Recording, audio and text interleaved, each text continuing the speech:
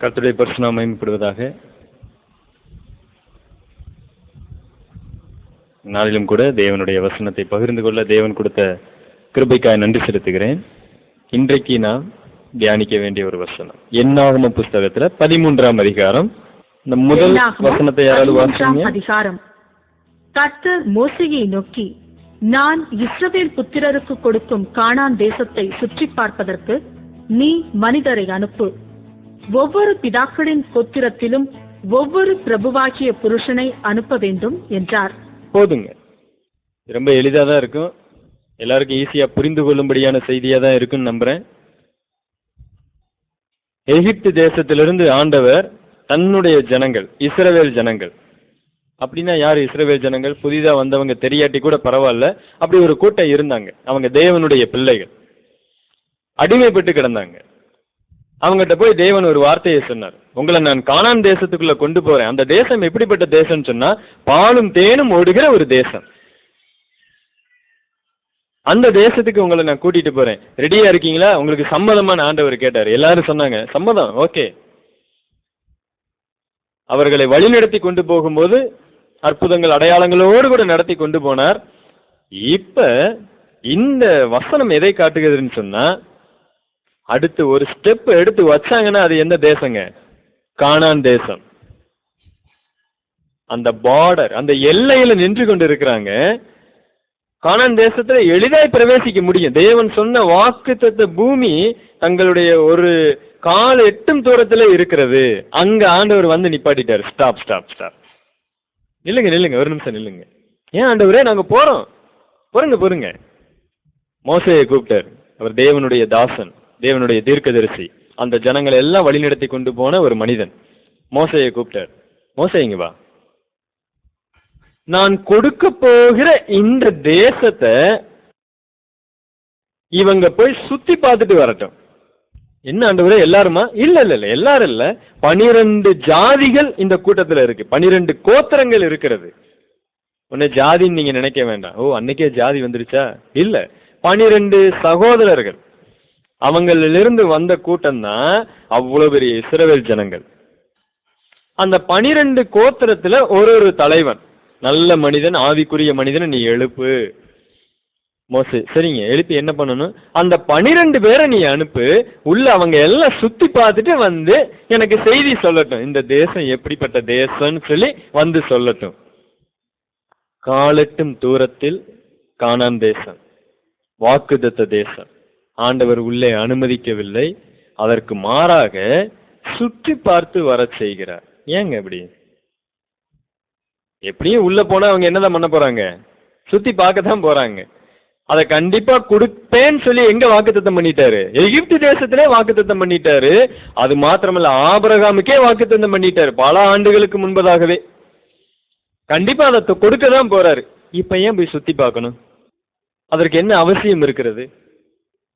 அதற்கு அவசியம் இருக்கிறது. இந்த உலகத்தில் ஒரு மனிதனுடைய தகுதியை அறிந்து கொள்ள வேண்டும் என்று சொன்னால் என்ன செய்யணும் தெரியுமா? ஒரு மனிதன் யார் என்பதை அறிந்து கொள்ளணும். ஒரு மனிதன் என்ன தகுதியில் இருக்கிறான்னு அறிந்து கொள்ளணும்னா என்ன தெரியுமா செய்யணும்? இந்த உலக பிரகாரமா மக்கள் எல்லாரும் அதை செஞ்சு கொண்டிருக்கிறாங்க. பரீட்சை வைக்கணுங்க, எக்ஸாம், டெஸ்ட். உதாரணத்திற்கு பள்ளி பிள்ளைகளை எடுத்துக்கொள்ளலாம். 10வது எல்லாருமே படிக்கிறாங்களா? எல்லாருமே படிக்கிறாங்க. ஆனா அதுல உண்மையாகவே யார் படித்தா அப்படின்னு அந்த தகுதியை அறிந்து கொள்வதற்கு ஒரே ஒரு நாள், ஒரு சின்ன ஒரு 2 மணி நேரமோ 3 மணி நேரமோ ஒரு தேர்வு வைக்கிறாங்க. அந்த தேர்வு தான் இந்த 1 வருட காலமாக இவங்க என்ன செய்து கொண்டிருந்தாங்கிறத அந்த தேர்வு என்ன பண்ண போகுது? காண்பிக்க போகிறது. வாழ்க்கையில எடுத்துக்கொள்ளலாம். ஒரு மனிதன் நல்லா படித்திருக்கிறான், MBAவா, கிராஜுவேட்டா, PhDயா எல்லாம் முடிச்சாச்சு, வேலைக்கு போகணும், சர்டிபிகேட்லாம் பார்த்தாச்சு. உண்மையாவே படிச்சிருக்கிறாரு, மார்க்கெல்லாம், தேர்வு எல்லாம் இருக்கு, உடனே வேலைக்கு எடுத்துடுறாங்களா? இல்ல, அவங்க ஒரு டெஸ்ட் வைக்கிறாங்க, அங்க ஒரு சின்ன இன்டர்வியூ, நேர்முக தேர்வு வைக்கிறாங்க. என்னதான் ஆனாலும் நாங்க ஒரு தேர்வு வச்சு பார்க்கிறோம், நீ தகுதியான ஆளா இல்லையா. அப்ப இந்த தேர்வு என்கிற ஒரு காரியம் எவ்வளவு விலையேற பெற்றது, ரொம்ப முக்கியமானது. மனிதர்களுடைய வாழ்க்கையில ரொம்ப முக்கியம். தேர்வு இல்லாமல், பரீட்சை இல்லாமல் எந்த ஒரு மனிதனையும் எந்த வேலைக்கும் எடுக்க முடியாது, எந்த காரியத்திற்கும் பயன்படுத்த முடியாது. இந்த பரீட்சையை முத உலகத்துக்கு அறிமுகப்படுத்தினது யார் தெரியுங்களா? யாருங்க? முத எக்ஸாம் வச்சது யாருங்க? பவுலா? தேவனா? ஏதேன் தோட்டத்திலே ஒரு எக்ஸாம் வச்சுட்டாருங்க அவரு. பிசாசா? பிசாசு வர்றதுக்கு முன்னாடியே ஆண்டவர் அங்க ஒரு எக்ஸாம் வச்சுட்டாரு. எப்படிப்பட்ட செமஸ்டரா இருந்தாலும் பரவாயில்ல, இந்த பழத்தை நீ என்ன பண்ணக்கூடாது? சாப்பிடக்கூடாது. சின்ன தேர்வுங்க. அந்த தேர்வுல தோற்று போக வச்சது யாரு? அப்படி வேணா நம்ம எடுத்துக்கலாமே ஒழிய, தேர்வு வச்சது யாரு? தேவன். இந்த தேவன் அப்ப மாத்திரம் தேர்வு வைக்கலைங்க, அப்ப மாத்திரம் பரீட்சை கொடுக்கல. இப்ப வரைக்கும் என்ன பண்ணிட்டு இருக்கிறாரு? எக்ஸாம் கொடுத்துக்கிட்டே இருக்கிறாருங்க. நீங்களும் நானும் போய் முழு பரீட்சை எழுதுறோம், நாங்கள் அரை பரீட்சை எழுதுறோம், செமஸ்டர் இன்னும் என்னென்னமோ எழுதுறோம். அதெல்லாம் எக்ஸாம் கிடையாதுங்க. தேவன் ஒவ்வொரு நிமிடத்திலும், ஒவ்வொரு நிமிஷத்திலும், ஒவ்வொரு நாளிலும், ஒவ்வொரு வருஷத்திலும், மாசத்திலும், வாரத்திலும், எல்லா சமயமும் அவர் எக்ஸாம் கொடுத்துக்கிட்டே இருக்கிறார். அவர் கொடுக்கிற எக்ஸாமுக்கு சில சமயம் அரியர் எழுத முடியும், ரீ எக்ஸாம் எழுத முடியும், திரும்பி எழுத முடியும், சில சமயம் எழுத முடியாது. அப்படி ஒரு கோடு போட்டு நீ ஃபெயில் அப்படின்னு சொல்லி தூக்கி எறிஞ்சிருவார். அவ்வளவுதான். இங்க தேசத்தை சுற்றி பார்த்து வர அனுப்பினாரு. உண்மையில என்ன தெரியுமா வச்சிருக்கிறாரு? அவங்களுக்கு ஒரு எக்ஸாம் வச்சிருக்கிறாரு. அவங்களுக்கு தெரியல தேவன் என்ன வச்சிருக்கிறாருன்னு தெரியல. எக்ஸாம் நமக்கு வச்சிருக்கிறாருன்னு தேவன் அவங்களுக்கு தெரியல. இன்னைக்கு நம்மளுடைய வாழ்க்கையில தேவன் எப்பொழுது நமக்கு தேர்வை அனுமதிப்பார் அப்படிங்கறது நமக்கு தெரியல. எப்ப வேண்டுமானாலும் இரவு 1 மணிக்கு கூட என்ன பண்ணுவாரு?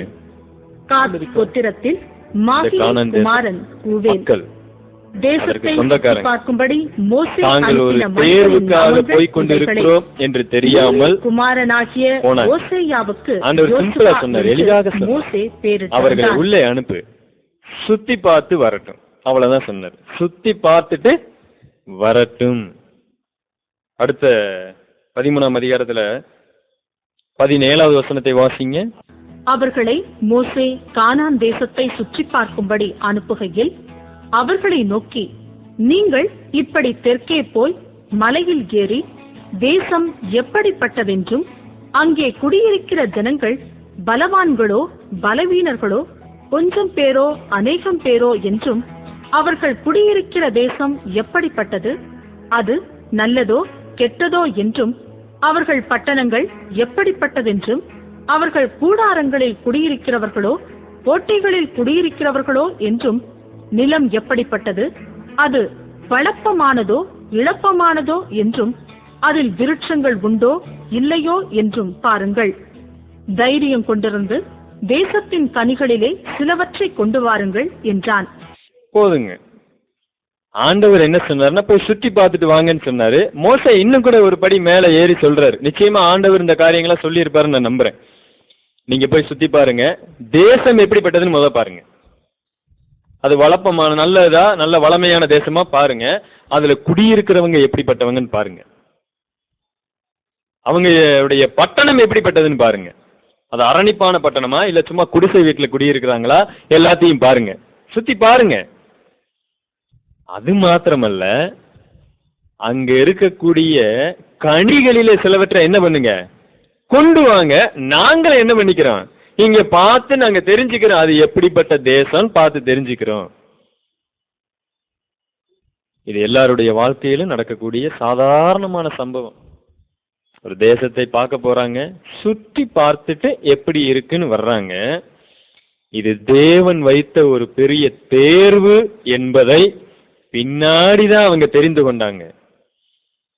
ஏன் ஆண்டவர் சில சமயங்கள்ல நான் தேர்வு வைக்க போகிறேன்னு ஏன் ஆண்டவர் சொல்றது இல்ல? என் சின்ன பிள்ளையில படிக்கும் பொழுது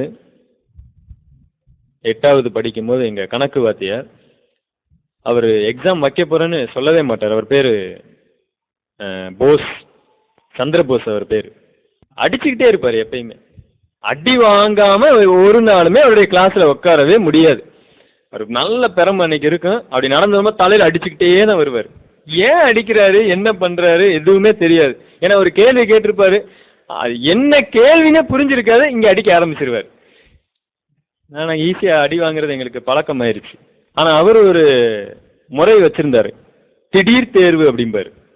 மேலே நாங்கள் பேப்பரில் எழுதிக்கணும், திடீர் தேர்வு அப்படின்னு எழுதணும். எப்பயுமே அதை சொல்லுவார். ஆனால் என்னைக்கு என்ன ஒன்றுமே தெரியாது, ரொம்ப ஜாக்கிரதையாக நம்ம வரணும். அந்த டேட்டை மட்டும் போட்டுக்குவோம், திடீர் தேர்வு அப்படின்பாரு. உடனே படப்படன்னு ஒரு அதுக்காக பேப்பர்லாம் ரெடியாக வச்சுருக்கணும். எடுத்து திடீர் தேர்வுன்னு எழுதிட்டு அப்படியே நடுங்கிக்கிட்டு உட்காந்துருப்போம் நாங்கள். ஏன் திடீர் தேர்வு வைக்கிறாங்க? சில சமயங்களில் ஆண்டவர் தேர்வை சொல்லிட்டும் வைக்கிறாரு, சில சமயத்தில் சொல்லாமல் வைக்கிறாரு. சில மனிதர்கள் சொல்லி எக்ஸாம் வச்சாலும் என்ன பண்ணிடுவாங்க, ஃபெயில் ஆயிடுவாங்க. பப்ளிக் எக்ஸாம் அன்னைக்குன்னு கவர்மெண்ட் என்னைக்கோ சொல்லிடும். இவங்க எங்க இருந்து படிக்க ஆரம்பிக்கிறாங்க, ஒரு வருஷமா படிக்க ஆரம்பிக்கிறாங்க. இவங்களுக்கு தெரியும் பப்ளிக் எக்ஸாம் அன்னைக்குன்னு சொல்லி, அதிலும் ஃபெயில் ஆகக்கூடிய மக்கள் இருக்கிறாங்க. சொல்லாம திடீர்னு ஒரு கவர்மெண்ட் இடையில வந்து இன்னைக்கு உங்களுக்கு பப்ளிக் எக்ஸாம்பா அப்படின்னு சொன்னா பிள்ளைகள்லாம் அப்படியே அவ்வளோதான், முடிஞ்சு எல்லாம் ஃபெயில். அன்னைக்கு எங்கள் வாத்தியார்கிட்ட ஒரு நாள் ஒரு பையன் எந்திரிச்சே கேட்டேன், சார் நீங்கள் திடீர் தேர்வுன்னு வைக்கிறீங்க, நாங்கள் ஒன்றும் படிக்கிறதும் கிடையாது, டெய்லி எங்களை அடிச்சுக்கிட்டே இருக்கிறீங்க, சொல்லிட்டு வச்சிங்கன்னா நாங்கள் தான் கரெக்டாக எழுதுவோம்ல அப்படின்னு கேட்ட உடனே அவர் அழகாக சொன்னார், நேற்று நான் உங்களுக்கு கிளாஸ் எடுத்தேன், நீங்கள் எல்லாம் என்ன பண்ணீங்க, புரிஞ்சிச்சான்னு கேட்டதுக்கு தலையை ஆட்டினீங்க. நீ அதுக்கு மேலே தனிப்பட்ட முறையில் உங்களுக்கு எதுக்கு படிப்பு? நம்முடைய வாழ்க்கையில் தேவன் பல இடங்களில் சில காரியங்களை சொல்லி கொடுத்துக்கிட்டே வந்துட்டு இடையில நமக்கே தெரியாம ஒரு சின்ன எக்ஸாம் அந்த இடத்துல வச்சிருவார். இதில் என்ன ஒரு மோசமான ஒரு காரியம்னா, நாம் எக்ஸாமில் தோற்று போனோமா ஜெயிச்சோமா அப்படிங்கிறதே நமக்கு தெரியாமல் இருக்குது. இன்றைக்கி உங்களிடத்துல நான் பகிர்ந்து கொள்ள போகிற விஷயம் என்னன்னு கேட்டால், நாம் தேர்வு களத்தில் இருக்கிறோம் என்பதை உணர்ந்திருக்கிறோமா? தேர்தல் களம் அல்ல, தேர்வு களம். இன்னைக்கு செய்தியில் அடிக்கடி தேர்தல் களம் என்கிற வார்த்தை பயன்படுத்தப்படும். நான் இன்றைக்கு உங்களிடத்தில் பகிர்ந்து கொள்கிறேன், இது தேர்வு களம். இந்த தேர்வு களத்திலே நாம் இருக்கிறோம் என்பதை முதலாவது உணர்ந்திருக்கிறோமா? அன்றைக்கு இஸ்ரவேல் ஜனங்கள் அந்த 12 பேர் பராக்கிரமசாலிக, எல்லா கோத்திரத்திலிருந்து கிளம்புனாங்க. 12 பேர் ஜாலியா உள்ள போனாங்க. யாருக்குமே கிடைக்காத ஒரு சிலாக்கியம். எல்லோரும் இனிமேல் தான் கானான் தேசத்தை பார்க்க போறாங்க. ஆனா இவங்க யாருமே பார்க்காத ஒரு சிலாக்கியத்தை அங்க போய் பார்க்க போறாங்க, முன்னக்கூடியே பார்க்க போறாங்க, சந்தோஷமா உள்ள போறாங்க. ஆனால் அது அவர்களுக்கு வைக்கப்பட்ட தேர்வு. தாங்கள் ஒரு தேர்வு களத்துல இருக்கிறோம்னு தெரியல. அவங்க போயிட்டு என்ன செய்தியை கொண்டு வந்தாங்க? என்னாகமம் 13ஆம் அதிகாரம் 25வது வசனத்தை வாசிங்க. அவர்கள் தேசத்தை சுற்றி பார்த்து 40 நாள் சென்ற பின்பு திரும்பினார்கள். அவர்கள் பாரான் வனாந்திரத்தில் இருக்கிற காதேசுக்கு வந்து மோசே, ஆரோன் என்பவர்களிடத்திலும் இஸ்ரவேல் புத்திரராகிய சபையார் எல்லாரிடத்திலும் சேர்ந்து அவர்களுக்கும் சபையார் அனைவருக்கும் சமாச்சாரத்தை அறிவித்து தேசத்தின் கனிகளை அவர்களுக்கு காண்பித்தார்கள். அவர்கள் மோசேயை நோக்கி, நீர் எங்களை அனுப்பின தேசத்துக்கு நாங்கள் போய் வந்தோம். அது பாலும் தேனும் ஓடுகிற தேசம்தான். இது அதனுடைய கனி. முதல் கேள்விக்கு அங்க பதில கொண்டு வராங்க. மோசே என்ன சொன்னாரு? 18வது வசனத்துல தேசம் எப்படிப்பட்டது என்றும் இருக்கா? அதுக்கான ஆன்சர் இங்க வந்துருச்சு. தேசம் எப்படிப்பட்ட தேசம் தான்? வெரி குட், ஓ சூப்பர், பாலும் தேனும் ஓடக்கூடிய ஒரு தேசம் தாங்க. நீங்க சொன்னது உண்மைதான், அது அப்படித்தான் இருக்கு. அடுத்து இவர் கேட்ட எல்லா கேள்விக்கும் பதில் சொல்றாங்க 28வது வசனத்துல. ஆனாலும் அந்த தேசத்துல குடியிருக்கிற ஜனங்கள் பலவான்கள், பட்டணங்கள் அரணிப்பானவைகள், மிகவும் பெரியவைகள். அங்கே ஏனாக்கின் குமாரரையும் நாங்க பார்த்தோம். 29வது வசனம், அமலேக்கியர் தென்புறமான தேசத்தில் குடியிருக்கிறார்கள், ஏத்தியரும் எபூசியரும் எமோரியரும் மலைநாட்டில் குடியிருக்கிறார்கள், கானானியர் கடல் அருகேயும் யோர்தான் அண்டையிலும் குடியிருக்கிறார்கள் என்றார்கள். அழகா மோசே எதெல்லாம் செய்ய சொன்னாரோ அதெல்லாம் என்ன பண்ணிட்டாங்க, சொல்லிட்டாங்க. இது வரைக்கும் ஏதாவது தப்பு இருக்கா? தப்பே இல்லைங்க.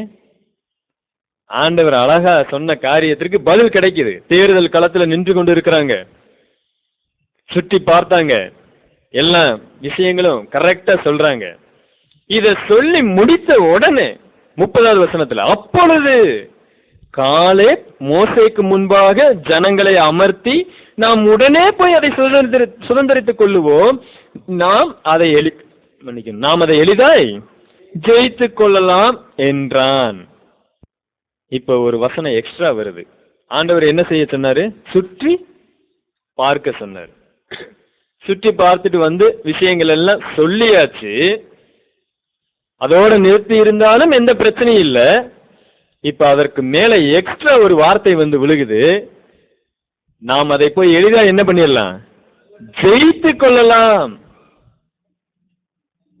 அடுத்த வசனத்துல 31, அவனோடு கூட போய் வந்த மனிதரோ நாம் போய் அந்த ஜனங்களோட எதிர்க்க நம்மாலே கூடாது, அவர்கள் நம்மை பார்க்கிலும் பலவான்கள் என்றார்கள்.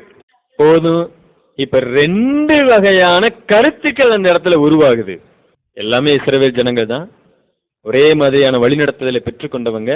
ஆண்டவர் தேசத்தை சுற்றி பார்க்க சொன்னாரு.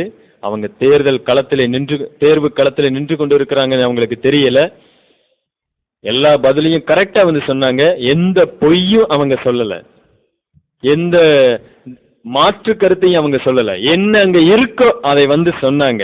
இப்ப அவங்களுக்குள்ள 2 பிரிவு. ஒரு மனிதன் காலேப், பின்னாடி யோசுவாவையும் சேர்த்து கொள்ளலாம். ஏன்னா பின்னாடி யோசுவாவும் காலேபோட சேர்ந்து இருக்கிறாரு. இந்த 2 பேர் மாத்திரம் சொல்றாங்க, எளிதாக போய் ஜெயித்துக் கொள்ளலாம். வாங்க வாங்க சீக்கிரம், எளிதாக போய் ஜெயித்துக் கொள்ளலாம். இந்த 10 பேர் என்ன சொல்றாங்க? அவங்களை ஜெயிக்க நம்மளால என்ன பண்ண முடியாது? ஜெயிக்க முடியாது, வேணாம். அவங்க ரொம்ப ராட்சசர்களா இருக்கிறாங்க, பெரியாக்களா இருக்கிறாங்க, என்னால முடியாது, உங்களால முடியாது. அடுத்த வசனம், அங்கு ராட்சத பிரதியான ஏனாக்கின் குமாரையும் ராட்சதரையும் கண்டோம். நாங்கள் எங்கள் பார்வைக்கு எப்படி இருந்தோமா? வெட்டு கிளிகளை போல இருந்தோம்.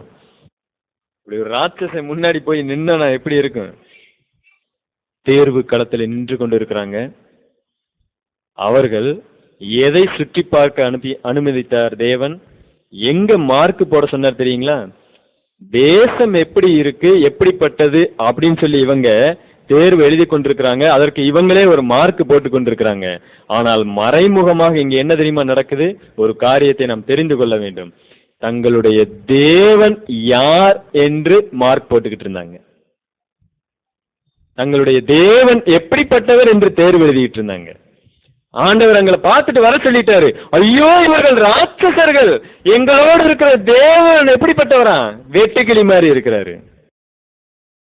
சில சமயத்துல நாம் சொல்லக்கூடிய ஒரு வார்த்தை, தேவன் யார், அவருடைய வல்லமை எப்படிப்பட்டது என்பதை குறைத்து மதிப்பிடக்கூடிய ஒரு நிலைமை. இஸ்ரவேல் ஜனங்களை எப்படிப்பட்ட வல்லமையில தேவன் வழி நடத்தினார்? சிவந்த சமுத்திரம், அதை விட பெருசு வேற ஏதாவது இருக்கா? மனிதன் அதற்கு முன்பதாக நிற்க முடியுமா? அதிலே அவர்கள் கடந்து வந்தாங்க. ஆனால் இப்பொழுது அவங்க என்ன தேர்வு எழுதிக்கிட்டு இருக்கிறாங்க? இவர்களை நாம் அடித்து ஜெயிக்க முடியாது, ஏனென்றால் எங்களுடைய தேவன் ஒன்றுக்கும் உதவாதவர், அவரால் எந்த காரியத்தையும் செய்ய முடியாது. இதுவரைக்கும் நாங்கள் தான் எல்லாவற்றையும் ஜெயிச்சு வந்தோம். இப்ப கானான் தேசம் மிகப்பெரிய தேசமா இருக்கிறது. எவ்வளவு வேதனை இருக்கும். நம்முடைய வாழ்க்கையில ஆண்டவர் தேர்வை அனுமதித்துக் கொண்டே இருக்கிறார். ஏன்? நம்மை ஆசீர்வதிப்பதற்கு நம்மை முதலாவது அவர் தகுதிப்படுத்துகிறார். இஸ்ரவேல் ஜனங்கள் கானான் தேசத்துக்குள்ளாக பிரவேசிப்பதற்கு தகுதியற்றவர்களா இருந்தாங்க. இந்த 12 பேர்களும் துர்ச்செய்தி பரப்பினாங்க. அதை குறித்து 33வது வசனம் கடைசி பகுதி சொல்லுகிறது, இப்படி இஸ்ரவேல் புத்திரருக்குள்ளே தாங்கள் சுற்றி பார்த்து வந்த தேசத்தை குறித்து துர்ச்செய்தி பரம்ப செய்தார்கள். இப்போ ஒரு துர்ச்செய்தி பரம்பி இருக்கிறது. அடுத்த வசனம் சொல்லுகிறது, அப்பொழுது 14ஆம் அதிகாரம் 1வது வசனம், அப்பொழுது சபையார் எல்லாரும் கூக்குரலிட்டு புலம்பினார்கள். ஜனங்கள் அன்று ராம் முழுவதும் அழுது கொண்டிருந்தார்கள். இந்த 12 பேர் செய்த தவறு இந்த ஜனங்கள் முழுவதுமாகவே யார் கூட சேர்ந்து கொண்டாங்க? 12 பேரோடு சேர்ந்து கொண்டு அழுது கொண்டு இருக்கிறார்கள். இது எதை காட்டுகிறது தெரியுமா? எங்களை வழிநடத்தி வந்த தேவன் இப்பொழுது எங்கே இருக்கிறார்? எங்கேயும் இல்லை. இன்னொரு மோசமான ஒரு முடிவு எடுத்தாங்க. 4வது வசனத்துல சொல்லப்பட்டிருக்கிறது, பின்பு அவர்கள் நாம் ஒரு தலைவனை ஏற்படுத்தி கொண்டு எகிப்துக்கு திரும்பி போவோம் வாருங்கள் என்று ஒருவரோடொருவர் சொல்லி கொண்டாங்க. ஏற்கனவே ஒரு நாள் நாம் பார்த்தோம், தேவன் நாம் பேசுகிறது என்ன பண்றாரு? கவனித்து கேட்டுக்கொண்டிருக்கிறார். இவங்க பேசக்கூடிய ஒவ்வொரு பேச்சும் தேவனுக்கு விரோதமாகவே பேசிக் கொண்டிருந்தாங்க. அவருடைய வாக்கு தத்தத்தையே குறை சொல்லி கொண்டிருந்தாங்க. தேவன் அந்த 12 பேரை சுற்றி பார்க்க அனுப்பும் போது என்ன சொல்லி சுற்றி பார்க்க அனுப்பிச்சா தெரியுங்களா? 2வது வசனத்தை வாசிங்க. 13:2ங்க. நான் இஸ்ரவேல் புத்திரருக்கு கொடுக்கும் கானான் தேசத்தை சுற்றி பார்ப்பதற்கு நீ மனிதரை அனுப்பு. இஸ்ரவேல் புத்திரருக்கு நான் கொடுக்க போகிற கானான் தேசத்தை சுத்தி பாருங்க. அப்ப என்னதான் பண்ண போறாரு ஆண்டவர்? கண்டிப்பா கொடுக்க போறாரு அந்த தேசத்தை. எவ்வளவு உறுதியா சொல்றாரு அவரு. நான் உங்களுக்கு தரப்போகிற தேசத்தை போய் சுத்தி பாருங்கன்னு ஆண்டவர் சொன்னாரு. இவங்க அந்த தேர்வு களத்துல நின்று தேவனை அவமானப்படுத்தி கொண்டிருந்தாங்க. புறஜாதிகளுக்கு முன்பதாக தேவனை அவமானப்படுத்தினாங்க. ஆண்டவருக்கு தெரியும் இவர்கள் பரீட்சைக்கு நிக்க முடியாதவங்க. இன்றைக்கு விசுவாசிகள் நாம் அநேக தேர்வுகளை எழுதி கொண்டிருக்கிறோம் நமக்கே தெரியாம. இன்னொரு மோசமான காரியத்தை செஞ்சாங்க. எகிப்துக்கு திரும்பி போவோம்னு சொன்னாங்க. நம்முடைய வாழ்க்கையில் ஒரு விஷயம் யோசித்து பார்க்கலாம். எகிப்தில இருந்து சண்டை போட்டு கேவலப்பட்டு அசிங்கப்பட்டு அவர்களை அடித்து தும்சம் பண்ணி ஒன்றுமில்லாமல் செய்து எல்லாம் கிளம்பியாச்சு. எங்கள் தேவன் தான் பெரியவர், இனி எங்களுக்கு நீங்கள் தேவையில்லை, உங்களுடைய தயவு இல்லாமல் எங்களால் வாழ முடியும், இப்படி எல்லாம் சொல்லி மீண்டும் அங்க உள்ள எப்படி உங்களால போக முடியும்? நம்மளுடைய குடும்பத்துல யோசித்து பாருங்க. சில சமயங்களில் உறவினர்களுக்கு இடையில சண்டை வரும்.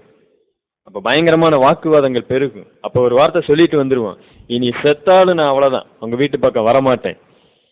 அடுத்த நாள் நமக்கு ஏதாவது ஒரு கஷ்டம், யாருமே இல்லை, அங்க போய் நிப்போமா? மனித மனம் அதற்கு இடம் கொடுக்காது. வேற எங்க வேணாலும் போய் நிப்பேன்ப்பா, எங்க போக மாட்டேன், அங்க மாத்திரம் நான் போக மாட்டேன். ஏன்னா அங்கதான் நான் வீராப்பு பேசிட்டு வந்திருக்கிறேன், அவங்க முன்னாடி நிக்க முடியாது. இது இயற்கையாவே எல்லா மனிதனுக்கு தோன்றக்கூடிய ஒரு காரியம்.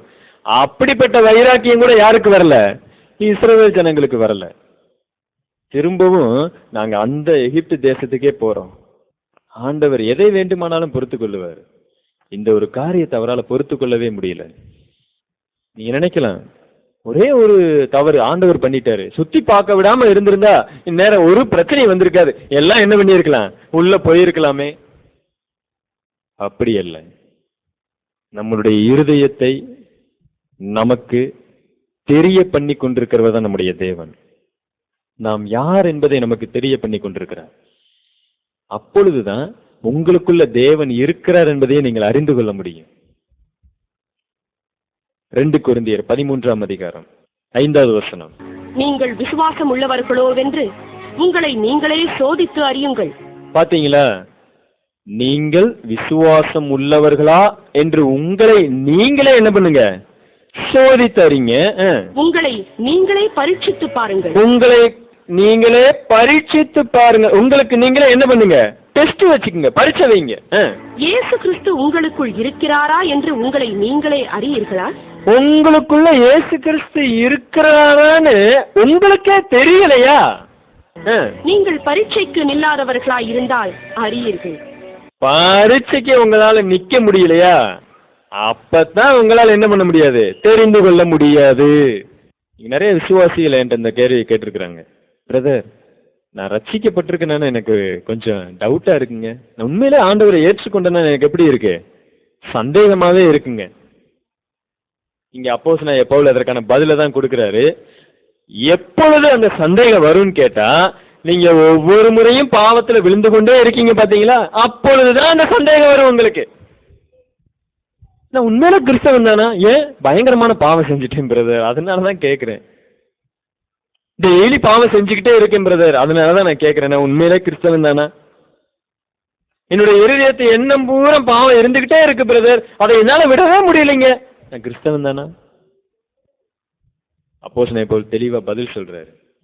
பரீட்சைக்கு உங்களால் நிற்க முடியவில்லை, தோற்று போகிறீர்கள் என்று சொன்னால் உங்களுக்குள்ளாக கிறிஸ்து இருக்கிறார் என்பதை உங்களால் அறிய முடியாது. கிறிஸ்து உங்களுக்குள்ள இல்லைன்னு அவர் சொல்லல, கிறிஸ்து உங்களுக்குள்ளாக இருக்கிறார் என்பதை உங்களால் அறிந்து கொள்ள முடியாது.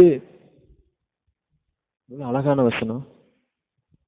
அப்ப கிறிஸ்து எனக்குள்ளாக இருக்கிறான்னு எப்படி என்னால தெரிந்து கொள்ள முடியும்? ஒவ்வொரு முறையும் தேவன் எனக்கு வைக்கிற தேர்வுல நான் வெற்றி பெற்று கொண்டே வருகிறேன். சில சமயங்களிலே எதிர்பாராத விதமாக சிறு சிறு தோல்விகள் ஏற்படலாம். தோல்விகள் மாத்திரமே இருக்குன்னு சொன்னா கிறிஸ்து எனக்குள்ளாக இருக்கிறதை என்னால அறிந்து கொள்ள முடியாது. இஸ்ரவேல் ஜனங்கள் அநேக முறை தோற்று போனாங்க. சில சமயங்களிலே ஜெயித்தாங்க, சில சமயங்களிலே தோற்று போனாங்க, வந்து கொண்டே இருந்தாங்க. ஆனால் அவர்களுக்குள்ளாக தேவன் இல்லை, அவர்களிடத்துல விசுவாசம் இல்லை என்பது யாருக்கு தெரியும்? தேவனுக்கு தெரியும். அதை முழுமையாய் காண்பிப்பதற்காக அவர் காத்து கொண்டிருந்தார். கானான் தேசம் காலெட்டு தூரம், அடுத்த ஒரு ஸ்டெப் வச்ச கானான் தேசம் அனுமதிக்கல ஆண்டவர். ஏன்? அவர்களுக்குள்ளாக விசுவாசமே இல்லை. இங்க வைக்கிறார் ஒரு தேர்வை, முற்றிலுமா விழுந்து போனாங்க. நாங்க எங்களுக்கு வேற ஒரு தலைவனை ஏற்படுத்திக் கொள்ளுவோம், நாங்க அங்க போறோம், நாங்க எகிப்துக்கு போறோம். தேவன் அவர்களிடத்துல செஞ்ச அற்புதத்தை வேற யாரிடத்திலேயாவது செய்திருந்தால் அவர்கள் ஒரு பெரிய விசுவாசியா இருக்க முடியும். அதற்கு வேதாகமத்துல ஆதாரம் இருக்கு. யோசுவா அழகாய் ஒரு புஸ்தகத்தில் எழுதி வைத்திருக்கிறார். யோசுவா புஸ்தகம் அவர் நடந்த சம்பவத்தை ரொம்ப அற்புதமா எழுதி வச்சிருக்கிறாரு. 2ஆம் அதிகாரம் 1வது வசனம்.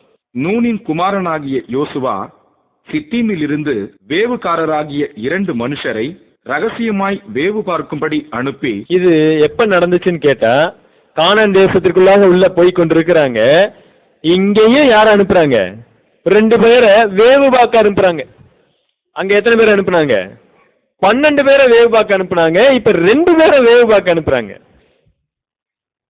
ஏன் 2 பேர் அவர் தேர்ந்தெடுத்தாருன்னு தெரியல. ஏற்கனவே அனுபவப்பட்டிருக்கிறாரு நிறைய. ஏற்கனவே 12 பேர் போனாங்க. 40 நாள் தேசத்தை சுத்தி பார்த்தாங்க.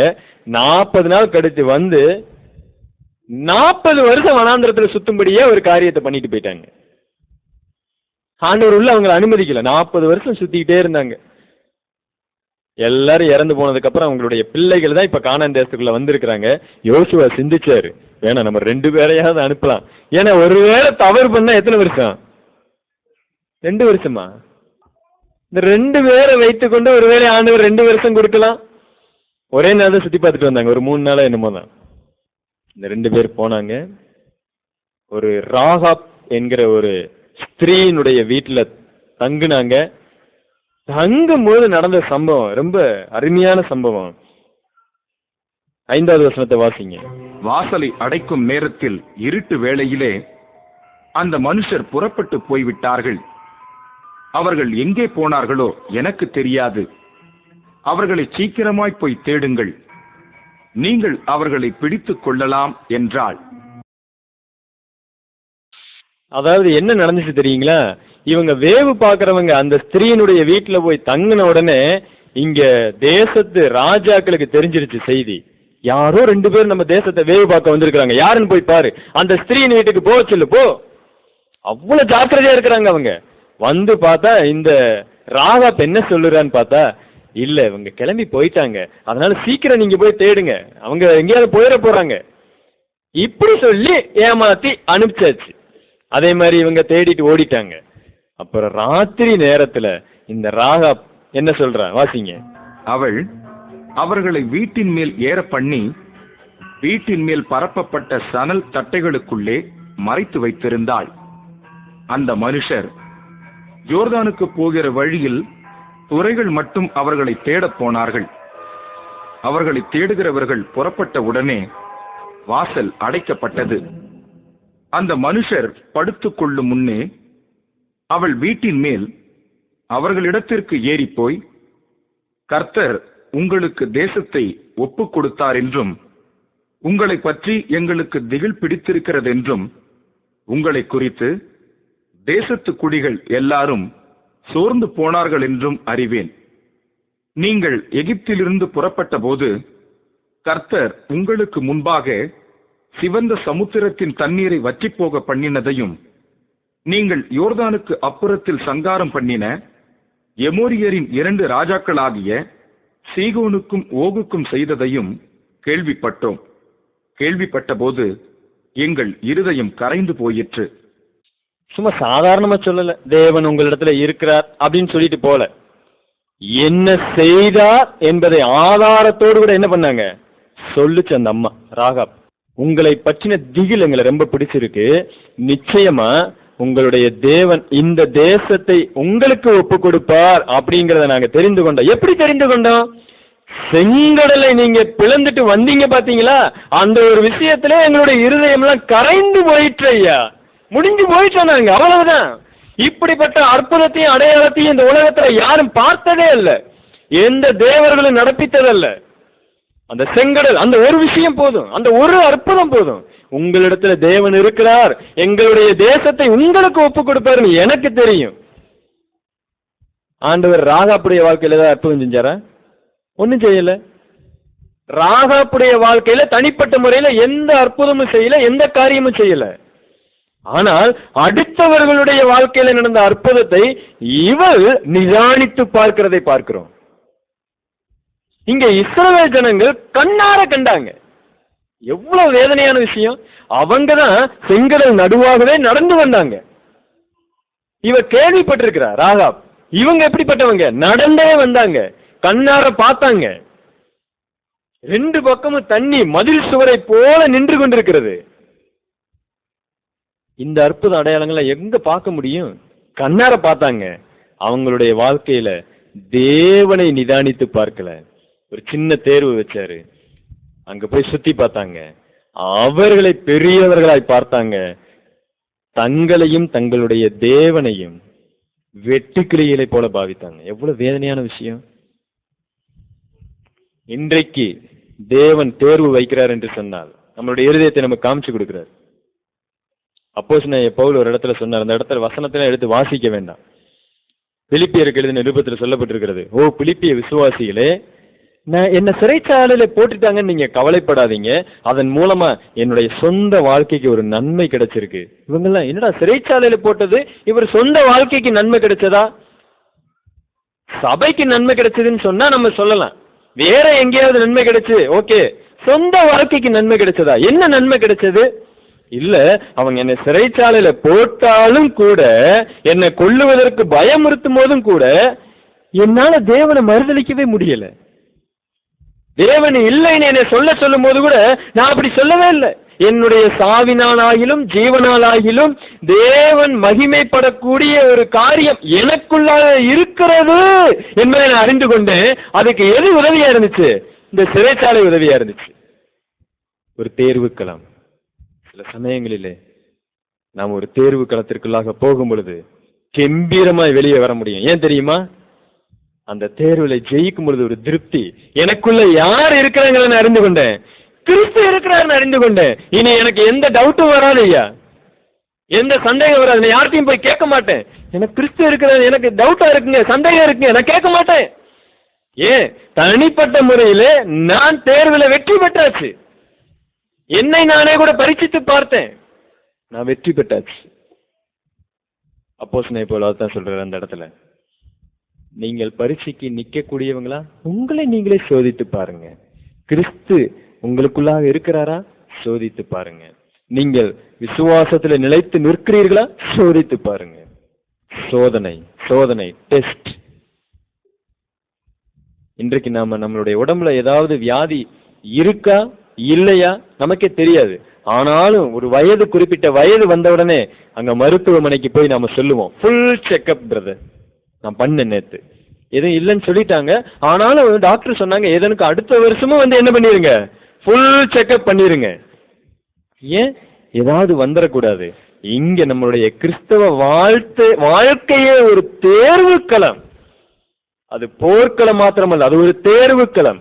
இது தேவன் வைக்கக்கூடிய தேர்வு மாத்திரமல்ல, நமக்கு நாமே வைக்கக்கூடிய தேர்வுகளும் நிரம்பி இருக்கிறது. அப்போஸ்தலனாகிய பவுல் சொல்லுகிறார், தேவன் ஒருவேளை உங்களுக்கு தேர்வு வச்சா நீங்க விழுந்து போக முடியும். உங்களை நீங்களே தேர்வு வச்சு நீங்க சோதிச்சு அறிஞ்சுக்குங்க. நீங்க யார் என்பதை அவ்வப்பொழுது அறிந்து கொண்டே இருங்க. அன்னைக்கு யோபுக்கு ஒரு தேர்வை தேவன் வைத்தார். அவன் நிச்சயமாய் வெற்றி பெறுவான்னு தெரியும். எப்படிப்பட்ட தேர்வையும் யோபுக்கு வைக்க முடியும். ஆனா பேதுருக்கு ஒரு தேர்வு, அவர் தோற்று போனார். தாவீதுக்கு ஒரு தேர்வு வந்தது, தோற்று போனார். யோசேப்புக்கு ஒரு தேர்வு வந்தது, தோற்று போகவில்லை, ஜொலித்தார். இந்த உலகத்துல எல்லோருக்கும் தேர்வு இருக்கிறது.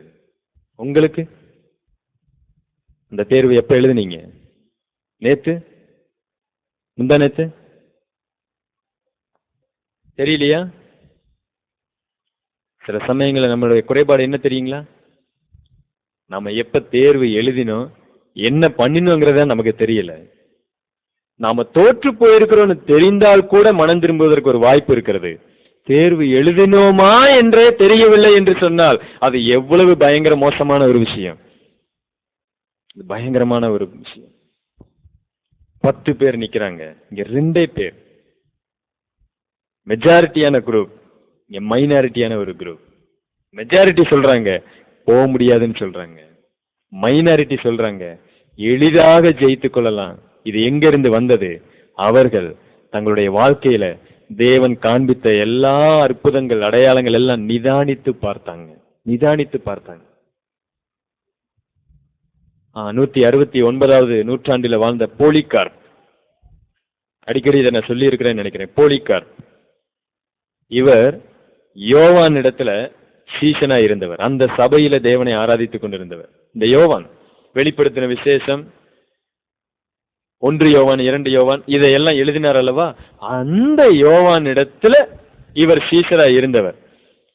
169வது வருஷத்துல அவருடைய 90வது வயதில ரோம பேரரசு கிறிஸ்தவர்களை கொன்று குவித்துக் கொண்டிருந்த நிலைமையில அவரை கொண்டு போய் நடக்க கூட முடியாத ஒரு சூழ்நிலை, மரத்துல கட்டி வைத்தாங்க, விறகுகளை பரப்பினாங்க, எண்ணெய்களை ஊற்றி ஆயிற்று, எரிப்பதற்கு ரெடியா இருந்தாங்க. அந்த ராஜா ஒரே ஒரு வார்த்தை தான், இயேசு கிறிஸ்துவை நீ மறுதலி,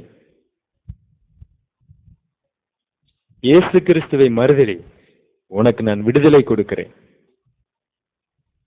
90வது வயது, மிகப்பெரிய ஒரு தேர்வுக்களம். ஏன் உயிர் அந்த இடத்துல.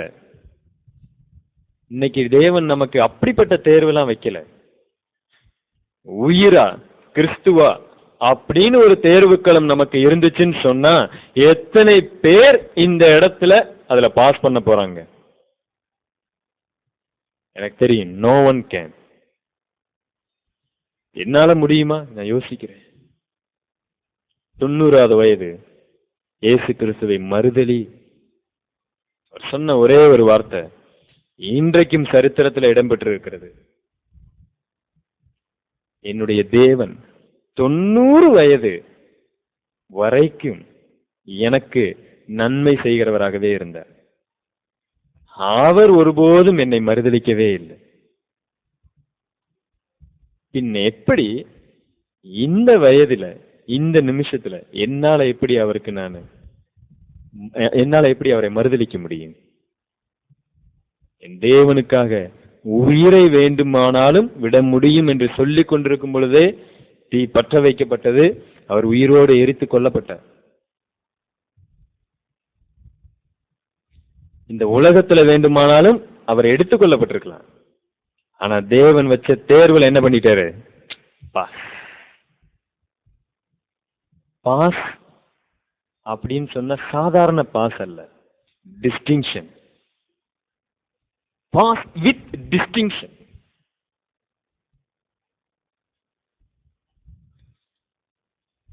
நமக்கு தேவன் ஒவ்வொரு நாளும் தேர்வை வைத்துக் கொண்டிருக்கிறார். அது எந்த ரூபத்தில் வேண்டுமானாலும் வரும், எந்த சமயங்களில் வேண்டுமானாலும் வரும். ஒவ்வொரு முறையும் வந்து கொண்டே இருக்கிறது.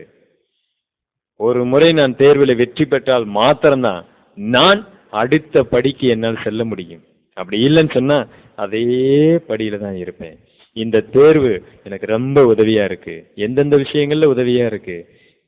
நான் விசுவாசத்துல இருக்கிறேனா என்று உதவியாக இருக்கு. எனக்கு கிறிஸ்து எனக்குள்ள இருக்கிறாரா என்பதில் அது எனக்கு உதவியா இருக்கு. இந்த தேர்வுக்கு யார் நிக்க முடியும் தெரியுங்களா? கிறிஸ்துவை யார் உடையவங்களோ அவங்க தான் என்ன பண்ண முடியும்? இந்த தேர்வுக்கு நிக்க முடியும். ரொம்ப எளிதான ஒரு விஷயங்க. என்னால நிக்க முடியல, உங்களுக்குள்ள கிறிஸ்து இல்லை, அவ்வளவுதான். சிம்பிளான ஒரு ஆன்சர் இதுதான். அப்ப நான் என்ன செய்யறது? கிறிஸ்துவை ஏற்றுக்கொள்ளுங்க, இயேசு கிறிஸ்துவை ஏற்றுக்கொள்ளுங்க. எப்படிப்பட்ட தேர்விலும் உங்களால வெற்றி பெற முடியும், விசுவாசத்துல நிக்க முடியும், ஜெயிக்க முடியும். இந்த வாழ்க்கை தேர்வுக்களம் மிகுந்த ஒரு வாழ்க்கை. எபேசியர், எல்லாரும் அதை நம்ம எடுத்துக்கொள்ளலாம். 4ஆம் அதிகாரம். தேர்வுக்கு முன்பதாக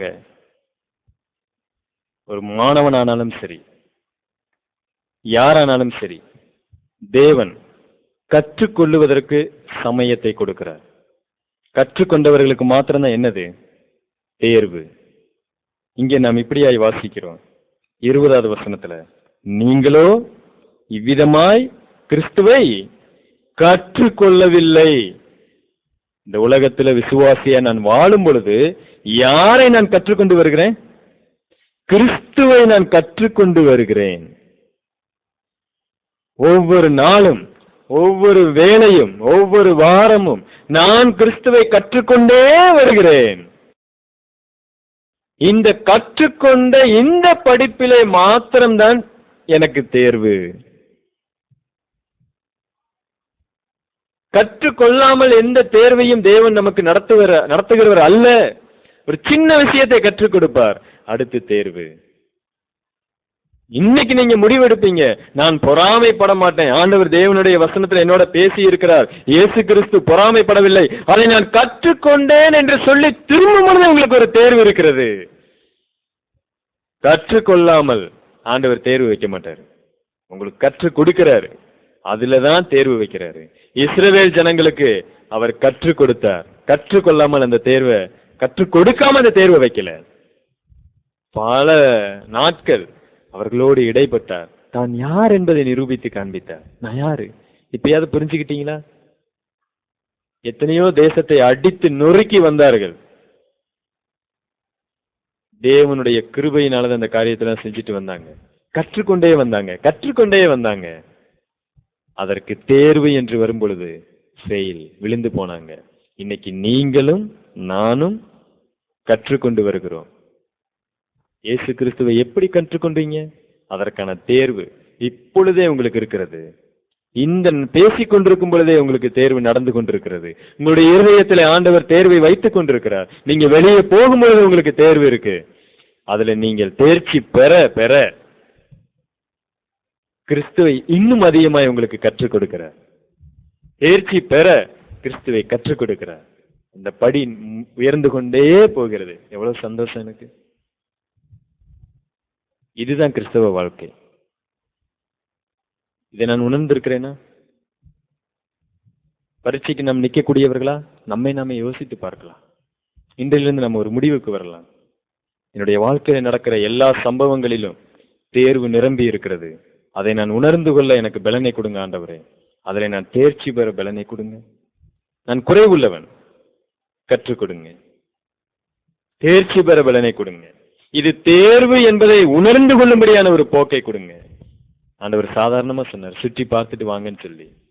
ஆனா அவங்க நியாய தீர்ப்பை கொடுத்தாங்க. நம்மால் முடியாது, எளிதாக நாம் ஜெயித்து கொள்ளலாம் சொல்லாம இருந்தா கூட அங்க ஒரு பிரச்சனையே இல்லை. அப்படிப்பட்ட ஒரு நீதியான காரியத்தை கூட ஆண்டவர் எதிர்பார்க்கல. அவிசுவாசத்திற்குள்ள போனாங்க, அவிசுவாசத்திற்குள்ளாக போனாங்க. அதைத்தான் எபிரேயர் 11ஆம் அதிகாரத்துல வாசிக்கிறோம். அவர்கள் அவிசுவாசத்தினாலே அதிலே பிரவேசிக்க முடியாமல் போயிற்று. அவிசுவாசம் எப்படி தெரிந்தது? தேர்வு மூலமாய் தெரிந்தது. கருமையானவர்கள் எல்லாமே நம்ம சிந்தித்து பார்ப்போம். இன்றைக்கு ஒரு முடிவு எடுப்போம். கண்களை முடிச்சு வைக்கலாம். எல்லாரும் நான் கண்களை மூடுவோம். தெய்வன் நம்மோடு பேசி இருக்கிறார். இந்த உலகத்துல மனிதனை படைக்கும் போது கூட தேவன் ஒரு தேர்வை நடத்துகிறதை பார்க்க முடியும். அறிவிக்கப்பட்ட தேர்வானாலும் கூட மனிதன் அதில் விழுந்து போனான். ஆனால் இன்றைக்கு அறிவிக்கப்படாமல் சில சமயங்களிலே தேர்வுகள் நம்மளுடைய வாழ்க்கையில வருகிறது. அதிலே நாம் வெற்றி பெறும் பொழுது அது மிகுந்த ஒரு மகிழ்ச்சியை நமக்கு தருகிறது. ஏன்? எனக்குள்ளாக விசுவாசம் இருக்கிறது, எனக்குள்ளாக கிறிஸ்து ஜீவிக்கிறார். இதை நான் அறிந்து கொள்ளும் பொழுது அதை போல ஒரு மகிழ்ச்சி இந்த உலகத்துல வேறு எதுவும் இல்லை. அன்றைக்கு ஆபிரகாம் அறிந்து கொண்டார், எனக்குள்ளாக விசுவாசம் இருக்கிறது. என் மகனையே என்னால் பலியிட முடிந்ததே. யோசேப்பு ஒரு மகிழ்ச்சி. ஓ, இப்படி எத்தனை பேர் தேவனுக்காக நின்றவர்கள். அந்த கூட்டத்துல நாம் இருக்கிறோமா? நாம யோசித்து பார்ப்போம். இன்றைக்கு ஒரு முடிவுக்கு வருவோம். ஆண்டவரே, நான் உம்முடைய தேர்வு களத்துல நான் ஜெயிக்க வேண்டும். என்னை பலப்படுத்து. இது மாத்திரமே நம்மளுடைய ஜெபமாயிருக்கு. பரிசுத்த பிதாவே, நமக்கு நாங்கள் நன்றி செலுத்துகிறோம். நீர் எங்களோடு பேசி இருக்கிறீர். நன்றி தாம். கேட்ட வசனம் ஒவ்வொருவருக்கும் பிரயோஜனப்படும்.